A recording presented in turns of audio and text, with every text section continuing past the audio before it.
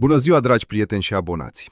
Astăzi abordăm un subiect extrem de sensibil și de urgență crucială pentru mii de pensionari din țară: deducerea a până la 30% din pensie și chiar obligația de a returna sume deja încasate. Da, ați auzit bine. Este o veste care poate zgudui fundamental bugetul fiecărei familii și care necesită atenția voastră maximă chiar acum. Nu este o speculație, ci o realitate iminentă pentru anumite categorii de pensionari. Această informație este vitală și vă privește direct, fie că sunteți pensionar, fie că aveți părinți sau bunici care beneficiază de pensie. De aceea, vă rog să apăsați butonul de like, să vă abonați la canal chiar acum și să rămâneți alături de mine până la final, pentru că detaliile pot face diferența între a vă păstra banii și a fi nevoiți să-i returnați. Core of the problem. Să înțelegem cum am ajuns în această situație și ce s-a schimbat. Până nu de mult, sistemul de pensii, deși complex, oferea stabilitate. Eventualele erori în calculul sau plata pensiilor erau gestionate intern cu ajustări pe termen lung, fără presiunea recuperării imediate a unor sume mari. Supraplățile, dacă existau, erau recuperate prin rețineri minore din pensia lunară, distribuite pe o perioadă extinsă pentru a nu afecta semnificativ nivelul de trai al pensionarului. Exista o anumită flexibilitate în gestionarea acestor situații delicate, însă noua abordare impusă de recentele modificări legislative și de o presiune crescândă asupra bugetului de stat schimbă radical paradigma. Acum, accentul este pus pe o verificare mult mai riguroasă a eligibilității pentru diverse categorii de pensii și pe o recuperare accelerată și uneori drastică a sumelor plătite eronat. S-a constatat în urma unor audituri amănunțite că un număr semnificativ de pensionari au beneficiat de sume mai mari decât cele la care ar fi fost îndreptățiți legal. Aceasta nu înseamnă neapărat rea credință din partea pensionarilor, ci mai degrabă erori de calcul, suprapuneri de beneficii sociale nepermise, nedeclararea la timp a unor modificări de situație, cum ar fi începerea unei activități profesionale după pensionare sau obținerea altor venituri care influențează cuantumul pensiei, sau chiar erori pur administrative din partea caselor de pensii. Ce s-a schimbat concret? Legislația actuală oferă Casei Naționale de Pensii Publice instrumente mult mai puternice pentru a recupera aceste sume. Mai mult, termenul de recuperare s-a scurtat considerabil, iar procentul de reținere din pensie în cazul identificării unei datorii poate ajunge acum, conform noilor reglementări, până la 30% din cuantumul pensiei lunare. Și cel mai alarmant aspect este că în anumite scenarii, statul solicită returnarea imediată a unor sume considerabile, nu doar reținerea treptată. Aceasta este esența problemei. Un sistem care devine mai puțin tolerant cu erorile și mult mai rapid în aplicarea măsurilor de recuperare. Scopul este echitatea și sustenabilitatea sistemului, dar impactul asupra unora dintre dumneavoastră poate fi devastator. Main Part 1. Detailed Breakdown. Acum să intrăm în miezul problemei și să detaliem cine ar trebui să-și facă griji și cine, cel mai probabil, nu va fi afectat de aceste măsuri drastice. Nu toți pensionarii sunt vizați, dar este vital să înțelegeți categoriile de risc. Cine ar trebui să-și facă griji? În primul rând, persoanele care au acumulat supraplăți semnificative din cauza unor erori administrative. De exemplu, s-a constatat că unor pensionari li s-a calculat pensia cu un stagiu de cotizare mai mare decât cel real sau cu punctaje incorrecte. Imaginați-vă cazul doamnei Elena din Târgoviște. Dânsa a primit pensie de aproximativ 2500 de lei lunar în ultimii 3 ani. Recent, în urma unei verificări interne, s-a descoperit că la momentul stabilirii inițiale a pensiei, din cauza unei erori de introducere a datelor, i s-a luat în considerare o perioadă de stagiu de cotizare de 5 ani în plus o categorie de muncă superioară, ceea ce a dus la o supraestimare a pensiei lunare cu aproximativ 500 de lei. Pe parcursul a 36 de luni, suma totală acumulată ca supraplată este de 18.000 de lei. Casa de pensie a trimis deja o notificare prin care solicită recuperarea acestei sume, iar acum dânsa se confruntă cu rețineri de până la 30% din pensia actuală, adică 750 de lei lunar, până la acoperirea integrală a datoriei. Aceasta înseamnă că pentru următorii 2 ani, pensia efectivă pe care o va primi va fi de doar 1750 de lei, ceea ce reprezintă o scădere dramatică a nivelului de trai. În al doilea rând, sunt vizați pensionarii care și-au păstrat sau și-au reluat activitatea profesională după pensionare și nu au declarat acest lucru la Casa de Pensii, în special dacă pensia lor este una care nu permite cumulul cu venituri din muncă sau permite cumulul doar în anumite condiții. Gândiți-vă la domnul Ion din Iași, care a ieșit la pensie anticipată parțială. La momentul pensionării a declarat că nu mai desfășoară nicio activitate profesională, însă, după câteva luni, a început să lucreze part-time ca expert consultant, obținând un venit lunar de 1500 de lei pe care nu l-a declarat la Casa de Pensii. Conform legii, pensia anticipată parțială nu se poate cumula cu veniturile din activități pentru care se datorează contribuții de asigurări sociale. Verificările automate, realizate prin interconectarea bazelor de date între ANAF și Casa de Pensii, au identificat această situație. Domnul Ion a fost notificat că pentru o perioadă de 18 luni, în care a acumulat pensia cu salariul, pensia de 2000 de lei trebuia suspendată. Atunci, supraplata este de 18 luni înmulțite cu 2000 de lei, rezultând 36.000 de lei. Aceasta este o sumă colosală. În astfel de cazuri, reținerile de 30% din pensie sunt inevitabile, iar dacă suma este prea mare pentru a fi recuperată într-un termen rezonabil, Casa de Pensii poate solicita returnarea integrală a soldului rămas prin executare silită. O altă categorie importantă este cea a persoanelor care au beneficiat de pensii de invaliditate și a căror stare de sănătate s-a îmbunătățit, permițându-le reluarea activității profesionale, dar nu au fost reevaluate medical la timp sau nu au fost încadrate în gradul corespunzător. Sau, și mai specific, dacă nu au respectat obligația de a se prezenta la comisiile de expertiză medicală periodic. Să luăm exemplul doamnei Cristina din Cluj. Dânsa primește o pensie de invaliditate de gradul 2 în valoare de 1800 de lei, stabilită pe o perioadă de 2 ani, cu obligația de reevaluare medicală. Din cauza unor probleme personale, a ratat termenul de reevaluare medicală, iar pensia a continuat să-i fie plătită timp de 6 luni, fără o decizie medicală care să ateste menținerea invalidității. Deși ulterior a depus actele și a fost reîncadrat în gradul 2, pentru cele 6 luni în care nu a avut decizie validă, pensia a fost considerată supraplată, deoarece condiția de bază pentru acordarea ei era o decizie medicală activă. Suma de recuperat: 6 luni înmulțite cu 1800 lei, rezultând 10.800 lei. Aici, reținerea de 30% înseamnă 540 de lei lunar. De asemenea, trebuie să fim atenți la situațiile în care s-au înregistrat suprapuneri de beneficii sociale. De exemplu, o persoană care primea o anumită pensie și concomitent o indemnizație de șomaj sau alte ajutoare sociale, în condiții în care legea nu permitea cumulul. Sistemele informatice sunt acum mult mai performante și detectează rapid aceste nedeclarări. Cine nu ar trebui să-și facă griji? În general, pensionarii care au o pensie calculată corect, conform legii, și care nu au modificat niciun aspect relevant al situației lor după pensionare, nu au început o activitate profesională, nu au obținut alte venituri care pot afecta pensia, nu s-au schimbat condițiile de încadrare, nu ar trebui să se îngrijoreze. Dacă pensia dumneavoastră a fost stabilită inițial conform legii, pe baza documentelor depuse și nu ați avut nicio modificare a veniturilor sau a stării de sănătate care să influențeze eligibilitatea sau cuantumul pensiei, atunci, în mare parte, sunteți în siguranță.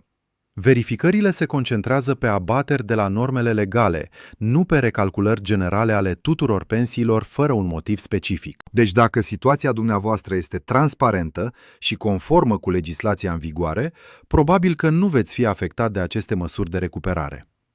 Main Part 2. Exceptions, Pitfalls and Unobvious Nuances. Acum să abordăm aspectele mai puțin evidente, excepțiile și capcanele în care puteți cădea, chiar și fără rea credință. Aceste nuanțe pot face o diferență crucială. Prima excepție notabilă este legată de termenul de prescripție. Legea specifică faptul că sumele plătite necuvenit, ca urmare a unor erori materiale sau a unor situații de natură a duce la încetarea sau suspendarea plății pensiei, se recuperează de la beneficiari în termen de 3 ani de la data plății. Aceasta înseamnă că dacă o supraplată a avut loc acum 5 ani, de exemplu, și nu a fost detectată până acum, Casa de Pensii nu mai poate recupera acele sume, deoarece a intervenit termenul de prescripție. Însă, atenție!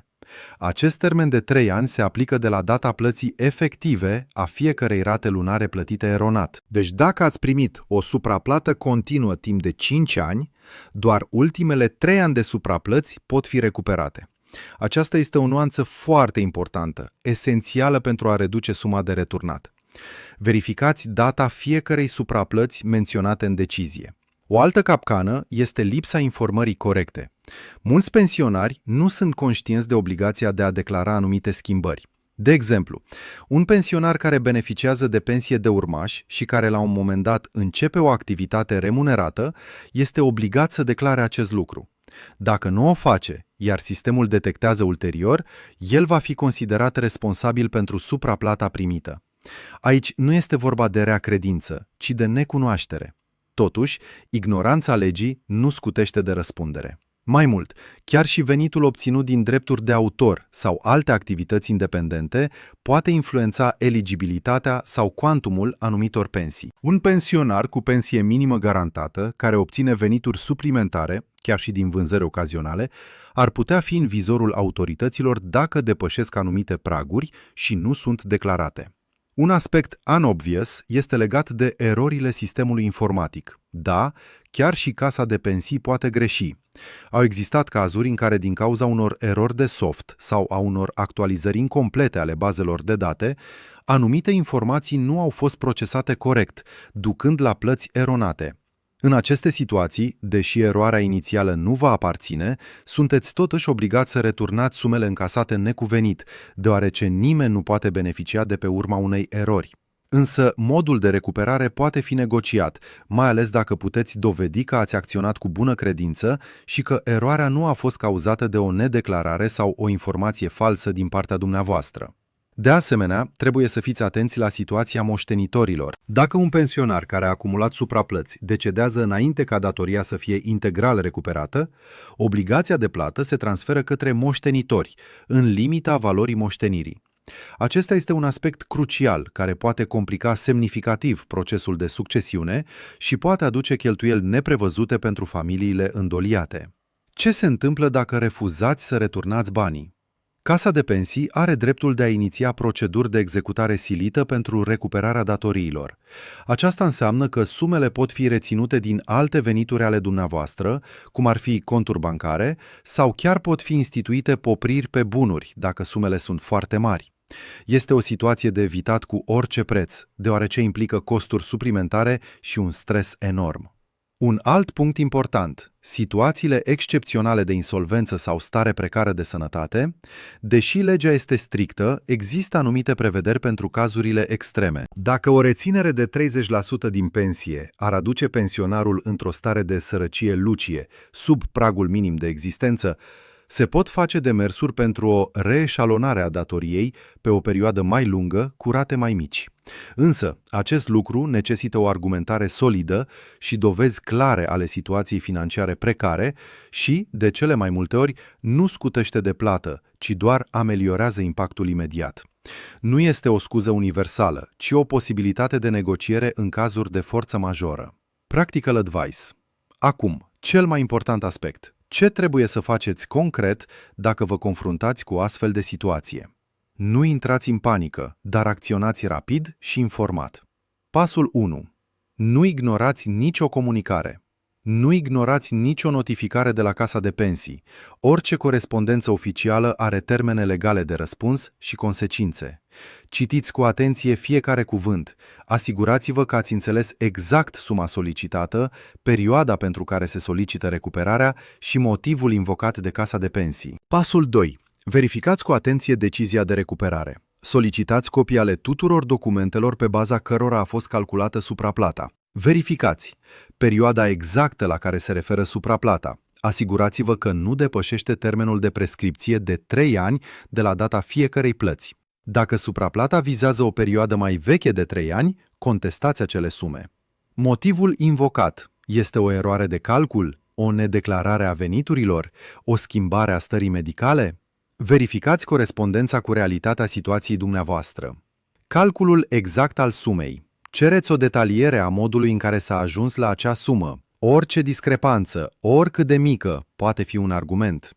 Pasul 3. Adunați toate documentele relevante. Pregătiți toate documentele care atestă situația dumneavoastră financiară și profesională pe perioada pentru care se solicită recuperarea. Acestea pot include adeverințe de la angajatori, dacă ați lucrat după pensionare, declarații fiscale de la ANAF, decizii medicale, dacă este vorba de pensie de invaliditate, chitanțe, extrase de cont care demonstrează încasările, orice document care poate dovedi buna credință sau o eroare din partea instituției, dovada veniturilor actuale și a cheltuielilor esențiale dacă doriți să solicitați o reeșalonare a plății din cauza situației financiare precare. Pasul 4. Depuneți o contestație sau o cerere de reeșalonare. Aveți dreptul să contestați decizia de recuperare în termenul legal, care este de obicei de 30 de zile de la comunicare. Contestația se depune la Casa Teritorială de Pensii care a emis decizia. În contestație, expuneți clar motivele pentru care considerați că decizia este eronată sau injustă. De exemplu, invocați termenul de prescripție, explicați lipsa de rea credință, prezentați dovezi ale unei erori administrative sau solicitați o reeșalonare a sumei dacă situația financiară o impune. Modelul unei contestații nu este complicat. Scrieți o cerere adresată directorului Casei Județene de Pensii, menționând numărul deciziei contestate, data emiterii și motivele contestației, anexând documentele justificative. Fiți concis, dar complet. Păstrați un exemplar al contestației cu număr de înregistrare. Pasul 5. Solicitați consiliere juridică. Dacă suma este mare sau situația este complexă, este absolut recomandat să consultați un avocat specializat în dreptul muncii și al asigurărilor sociale. Un expert vă poate ajuta să navigați prin labirintul legal, să redacteze contestația în termeni juridici corecți și să vă reprezinte interesele, inclusiv în instanță, dacă va fi necesar. Costurile unui avocat pot părea mari la început, dar pot preveni pierderi mult mai semnificative pe termen lung. Pasul 6. În cazul executării silite, dacă s-a ajuns la executare silită, iar voi considerați că este nejustificată sau calculată greșit, aveți dreptul să depuneți o contestație la executare în termen de 15 zile de la primirea somației. Acesta este un aspect esențial și adesea ignorat. Nu lăsați lucrurile să avanseze fără să vă apărați drepturile. Rețineți, comunicarea deschisă cu Casa de Pensii, prezentarea documentelor justificative și respectarea termenelor legale sunt cruciale pentru a rezolva această situație în favoarea dumneavoastră sau, cel puțin, pentru a minimiza impactul negativ. Conclusion and final hook. În concluzie, subiectul reținerilor de 30% din pensie și al recuperării sumelor încasate necuvenit nu este unul de ignorat. Impactul poate fi real și imediat pentru mulți.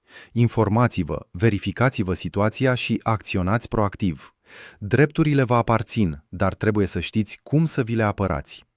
Vă mulțumesc că ați fost alături de mine până la final. Sper că informațiile prezentate astăzi v-au fost utile. Vă rog să lăsați un comentariu și să-mi spuneți ce părere aveți despre aceste măsuri. Ați fost sau cunoașteți pe cineva care a fost afectat de o situație similară? Experiențele voastre sunt valoroase pentru întreaga comunitate.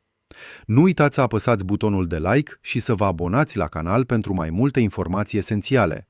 Aveți grijă de voi și de drepturile voastre.